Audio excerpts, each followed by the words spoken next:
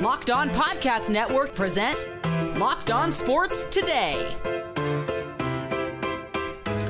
We already have our first big franchise tag of the NFL offseason, but doesn't mean Tee Higgins is actually staying in Cincy.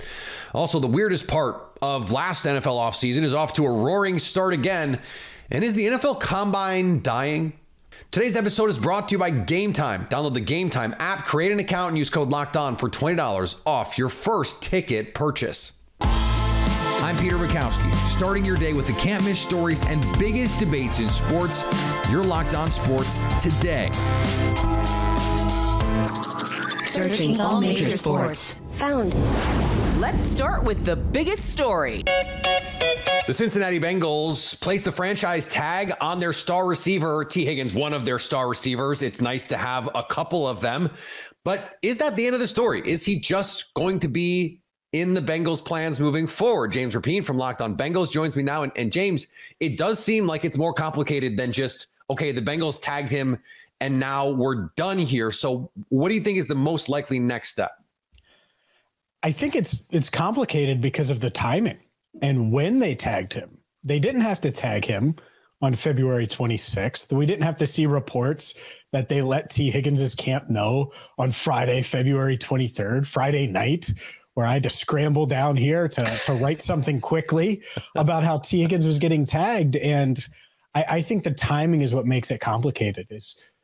Are they doing this as a power move to show Tee Higgins' agent, David Mulligetta, that he's just not going anywhere? Or is there more to it where they are open for business this week specifically, which the new league year doesn't officially begin yet, but it does begin this week in the Combine in Indianapolis. So I do think that element is interesting. It's not something that the Bengals have done historically, but over the past few years, they've broken a lot of those trends. And so I do wonder if the tag and trade is at least a possibility going into Indy. Given how good Tee Higgins has been, why do you think they didn't just come to an agreement on a long-term extension here? I think there's a bunch of reasons. And you could start with Tee Higgins' injury history if you wanted to, and the fact that he had a career low in receptions and yards. And that was because of injury, to be clear, whether it was him or Joe Burrow's injury. But I look at it and I think there's more to it, especially now that the salary cap is what it is, the $255.4 million, the fact that we know what Tee Higgins would make on the franchise tag, not just this year, but if the Bengals want to tag him next year, and yeah, there's a price you pay for the back-to-back tags, but they know it's roughly $26 million. And so is Tee Higgins' agent, David Mulligetta, asking for more than $47 million guaranteed? Because if so, the Bengals hold the cards to pay Tee Higgins $47 million guaranteed over the next 2 years and keep him in Cincinnati if they wanted to go that route and they don't have to commit to him long term. So I think there's a lot there. I agree with you. I think getting a long-term deal done makes sense. That's what I would want to do. But if he's asking for $55 or $60 million guaranteed, I also get the Bengals saying, let's make you prove it this year on the field with 21.8. We've seen star receivers get the tag and then end up being moved. That is exactly what happened in Green Bay with Davante Adams before he went to the Las Vegas Raiders. So let's say this is intractable. It is irreconcilable differences in a divorce, and it is time to move on. What teams do you think would be willing to pay what is likely to be a steep asking price? And what do you think that asking price is if you're Cincinnati? The Raiders don't want to part with Davante Adams, do they? Because I know a team that would. No, I think it's kind of the usual suspects. Let's start with Carolina. Carolina called the Bengals about Tee Higgins before the trade deadline. They don't have a first-round pick, but could they offer the 33rd overall pick and a future second? Would that be appealing to the Bengals? I would say so. I think that's pretty darn good if you could get that. The Tennessee Titans with former Bengals offensive coordinator Brian Callahan now at head coach. They have the 38th overall pick. Is that something that could get it done? DeAndre in 38? Oh, see, now we're talking. No, I don't think Hopkins would be included, but I think that the Bengals would probably demand a first rounder for Tee Higgins. And I think the NFL would probably be willing to part with a pick 33 through 65, let's say, and more of a day 2 selection. And so I think that's what could prevent a deal from getting done. But you're right. If they want to get ugly and make it ugly, Higgins' party, they could certainly go that route. They haven't historically. Justin Simmons is someone that played on the franchise tag in Denver before getting a long-term deal, and he's a David Mulligetta client.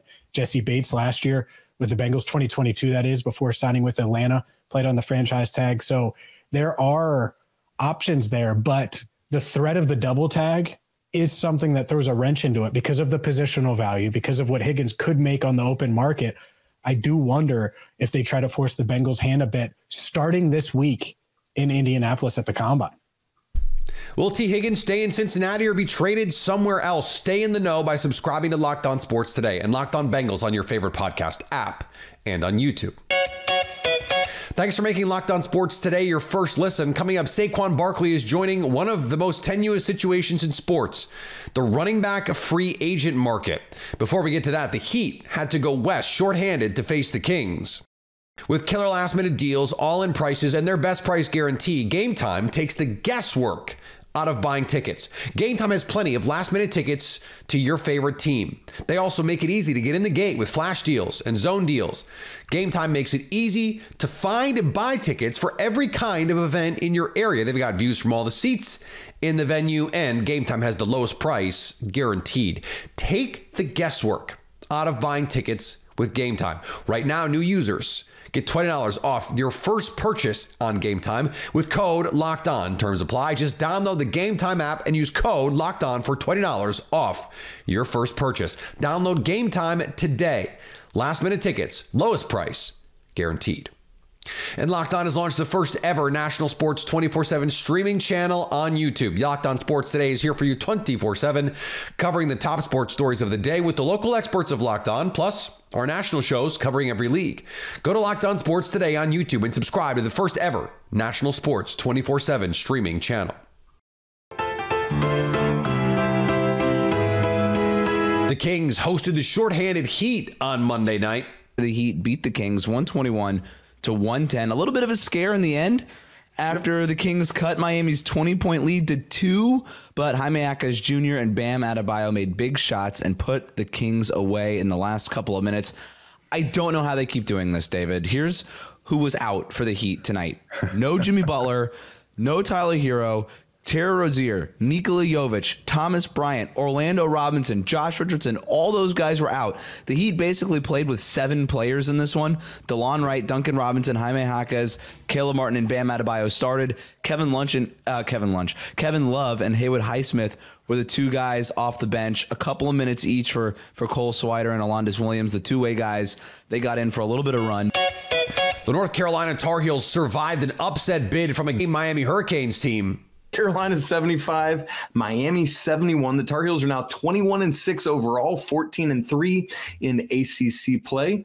Look, this was a quad 3 win, so it's not great, but it's a win. So it was one of those situations where it can't really help you, but it certainly can hurt you, and you just want to stay away from that, which is barely, but actually what Carolina did in this one. Ken Pom has updated the Tar Heels are 8th overall, 24th in offensive efficiency, and 8th in defensive efficiency. Big picture, great news. Carolina has clinched no worse than the 2nd seed in the ACC tournament. Russell Wilson wants to win 2 more Super Bowls. Russell Wilson wants to retire a Bronco. Russell Wilson also wants to be on a team that wants him too. Russell Wilson is thinking a lot of things. I think a lot of people, Cody, wanting the last 2 years, this version of Russell Wilson. We want to hear some real stuff. We don't want to hear the stuff that he's been saying at the podium at every press conference after every game, talking, saying all the cliches that you think people want to hear and maintaining that level of consistency. This was a level of authenticity from Russell Wilson in this interview that was refreshing, regardless of whether or not you liked hearing everything that he said about the Denver Broncos, which we're talking today about the subject of, does he actually want to come back to Denver? I mean, he said it multiple times in this podcast, but as I was listening, Cody, I couldn't help but wonder, I couldn't couldn't help but notice as he's talking about the Denver Broncos, he's saying like, I wanted to be there. I want to be there. You know, he kind of went back and almost corrected himself in a way. And I think that there's certain things that Russ knows at this point, and that he did this interview with Brandon Marshall, that we have not been made aware of yet as the general public. And in baseball news, the St. Louis Cardinals are continuing their offseason of adding veteran players as they sign longtime San Francisco Giants shortstop Brandon Crawford. I thought he was retiring. I didn't think he was playing ball. He had spent his first 13 years of his career in San Francisco, and what a career it was. I mean, Brandon Crawford has been great for the Giants. 4 Gold Gloves, 3-time All-Star, Silver Slugger winner, and a winner of 2 World Series championships. That's quite a resume. That's quite a resume for him. And he's got the luscious curly locks that come out of the back of his hat, which everybody's going to be a fan of, I'm sure. So you could understand why the Cardinals would be interested in talking to him. A year ago, the New York Giants made a clear choice. Daniel Jones on a long-term extension and the tag for Saquon Barkley. Now, reports out of New Jersey, it doesn't look like Saquon Barkley is going to get the tag, which means he will hit an absolutely loaded class, at least of big names, on the running back market this spring. Patricia Traina from Locked On Giants joins me now. And Patricia, is this report, assuming it's true that they're not going to tag Saquon Barkley, fait accompli? Is it over then that Saquon Barkley will play somewhere else this season? Do you think? It's not final until it's final, but there's a pretty good chance of it happening. I mean, the Giants, as you said, choosing to probably not tag Saquon Barkley. He's another year older, more injuries that he's had. The value, they did a study in the offseason, the value of running backs starts to decline at a certain age, which Saquon is currently at. So there is a good there's a good chance that he will not be with this team next year. But again, it depends. You know, he has said in the past that he would like to be a Giant for life. The Giants have, said that they would like to have him back, but if they can't make the money work, then I think you can say that, yeah, it's pretty much over.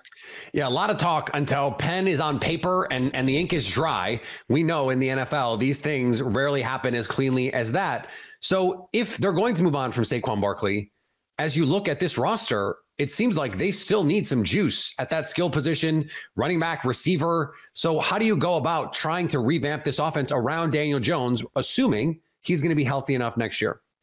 Yeah, I think the first thing the Giants have to do is they have to decide what kind of offense do they want to be. Do they want to be a ground and pound? Do they want to be a deep vertical threat? Do they want to sling the ball all over the field? What do they want to be? And I think, you look at the successful teams in the last several years, what do they all have in common? They have a pretty good passing game. So I think that's where the Giants are ultimately looking to gravitate towards. So that being said, yes, you need a running game, but some of these other teams have shown that you can probably get by with day 3 draft picks. You don't necessarily need the superstar running back, the 49ers being one of the exceptions to the rules. So the Giants have to make a decision. What do we want to be? And, in the past, they've tried to build around Saquon. That didn't work. Is Daniel Jones going to be the quarterback moving forward? That remains to be seen. But whoever the quarterback is, they have to decide what the identity of this offense is and how they want to build it. Well, those are related questions, right? How do they want to play? And then can Daniel Jones play that way? Ideally, they've given him the money, but as has been reported since that deal was signed by you and by others, that this is not something that they are tied to for 4 years of this deal. What do you think the chances are that they get a little frisky in the draft and move up and say, hey, we like JJ McCarthy. We like one of these guys to move into position to take one of them? I don't know if they would necessarily move up to take a JJ McCarthy, but I don't think you can rule out the possibility of them moving up if the price is right and if it makes sense for them. Now, I think what they do in free agency is going to tell us a lot. If they go and they fill and get a number 1 receiver, for example, they get offensive line help, they address some of these other needs. Now, maybe they don't need all those draft picks that they have, or to where they can afford to give up, both number 2 picks. Both second round picks, and next year's second round pick, as Daniel Jeremiah suggested, might be the cost to move up. So it's kind of premature right now, but I can say that nothing is off the table. Joe Schoen has said, I'm leaving all my options open. He has acknowledged that they do have to address the quarterback position because Tyrod Taylor is going to be an unrestricted free agent. They don't know if Daniel Jones is going to be healthy to start week 1. So, yeah, I would say at this point, anything is possible, but let's see what the free agency brings, and that'll give us a clearer picture, I think. Patricia, I'm gonna jump you with this one a little bit. We have James Rapine on the show today talking about Tee Higgins. Would you give up premium assets to go get someone like Tee Higgins, assuming you're going to pay him top of market and have him be the stalwart and the centerpiece of your passing game in New York? Probably not. This is a pretty good receiver class. And if the Giants decide, hey, we're not going to move up, or the top 3 guys on their quarterback list are off the board by the time, they go on the clock, they could probably get one of those top receivers like a Roma Dunze or a Malik Neighbors, or, even if he falls, and I don't think he would fall to the Giants at 6, but maybe even Marvin Harrison Jr. if he falls that far. So I don't think you would give up premium assets to or have to pay for Tee Higgins, because it's going to cost you, not only is it going to cost you money, it's also going to probably cost you draft picks. And this team is so far away and has so many needs that it cannot afford, in my opinion, to be giving up a ton of draft picks and assets. Stay up to date all year on the New York Giants by subscribing to Locked On Sports Today and Locked On Giants on your favorite podcast app and on YouTube. Coming up, is the NFL Combine dying? Get buckets with your first bet on FanDuel, America's #1 sportsbook, because right now new customers get $150 in bonus bets with any winning $5 bet. That's $150 if your bet wins. Bet on all your favorite NBA players with quick bets, same game parlays, exclusive props, and more. You can build live same game parlays for those big payouts. Just visit FanDuel.com/lockedon and shoot your shot. You can also check out Major League Baseball futures. How about a crowded American League race? FanDuel has the Astros favorites at +380, but also has the Yankees right behind, +390. 4 more teams have odds at 10-1 or better, starting with the defending World Series champion Rangers +650, then the Orioles at 7-1, the Twins at 9-1, and the Mariners at 10-1. FanDuel, official partner of the NBA and official sportsbook of Locked On.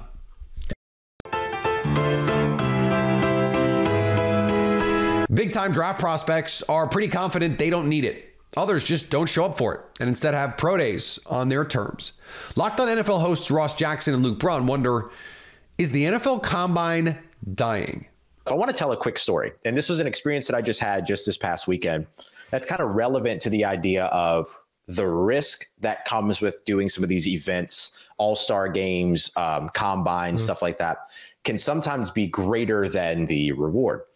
The HBCU Legacy Bowl is here in New Orleans at Yulman Stadium, where Tulane also plays its football games. And I was at the Legacy Bowl covering it this year. And the kind of top HBCU prospect is this quarterback out of North Carolina Central, Davius Richard. Really good arm, good anticipation, good field vision, has the duality of being able to, tuck it and run as well and stuff like that. He comes out, leads a 5-play touchdown drive, going 2 for 2 for 50+ yards, including a beautiful cover 2 hole shot down the left sideline. We love a cover 2 hole shot. And then scores a touchdown on a keeper around the right corner for about 4 yards and dislocates his ankle at the goal line as he falls into the end zone, and now has a 4 to 6 month recovery period ahead of him. And he was the one HBCU prospect that everyone looked at uniformly and went, he could be drafted this year, coming off of a year where no HBCU prospects were drafted. And I'm not saying that he made the wrong decision. I'm not criticizing his decision to be a part of that, anything. Everything, for all intents and purposes, he would have scored that touchdown, walked off that field, and never stepped foot on the field again in that all-star game. He would have done everything that he needed to do. He looked great in practice, looked great at the combine, all that stuff.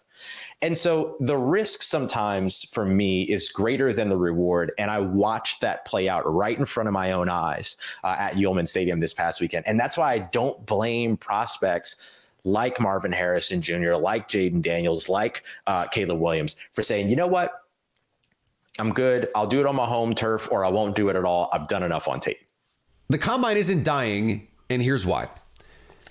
When it comes to athletic testing data, teams still care deeply. And we're getting the GPS data. It's really cool what these companies are capable of doing, the player tracking.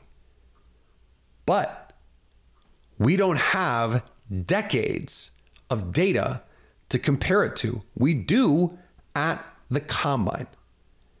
And there are teams, and some teams care more than others, who use athletic models, thresholds that they care about for certain positions. It's still going to be important. Is it a big deal that Marvin Harrison Jr. is not going to show up? Is it a big deal that Jaden Daniels is not going to throw? As a TV product, yes. But the NFL does not care about that. Jaden Daniels is going to have a pro day. He's going to have individual workouts with teams. And there's only 2 or 3 teams that even have the chance to draft Jaden Daniels or Marvin Harrison Jr. or Malik Neighbors. It really only affects the tip-top players. Everyone else is going there to show out. Most of the 300 guys who are going to be at the combine need the combine. And until that stops being true, the combine will remain a big dang deal. And finally, the Buffalo Bills-New York Jets rivalry could reach a new level of nasty in 2024 thanks to Bills offensive tackle Dion Dawkins, who lashed out against the Jets and defensive end Michael Clemens in an interview that dropped last week. Appearing on Vlad TV, Dawkins called Clemens a, let's go rhymes with rich boy, and accused him of instigating their post-game scuffle in the tunnel at Highmark Stadium on November 19th after the Bills' 32-6 win. Weirdos being weird, Dawkins said. I hate them, all of them, bro. I need it. I need it. All of it. I need rivalries to mean something again. I love it. I need it. Keep it up. Locked On has launched the first ever national sports 24/7 streaming channel on YouTube. Locked On Sports Today, here for you 24/7, covering the top sports stories of the day with the local experts of Locked On, plus our national shows covering every league. Go to Locked On Sports Today on YouTube and subscribe to the first ever national sports 24/7 streaming channel. Coming up on the next Locked On Sports Today, are the Pelicans a true contender in the Western Conference? So at least until tomorrow, stay locked on sports today. Locked On Podcast Network presents Locked On Sports Today. For more episodes of Locked On Sports Today, go to our video on demand. Click on sports at the top of your screen. There, you'll find past episodes of Locked On Sports Today, plus other Locked On shows on demand.